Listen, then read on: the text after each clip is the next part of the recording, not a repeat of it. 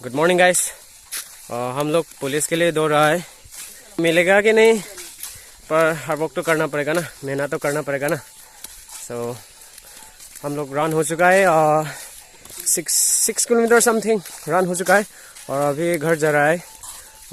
सुबह 4 बजे से आया है हम लोग, पूरा एक्सरसाइज करके देखिए रास्ता भी साफ है, कोई गाड़ी वगैरह नहीं है, इसलिए हम लोग मॉर्निंग ऐसा ही करता रहता है। तो गाइस देखो, कैमरा में देखो गाइस, कैसा लगा एक्सरसाइज करके। देखो हम लोग पैक दिखाइए, ये देखो पुलिस के लिए दौड़ रहा है हम लोग।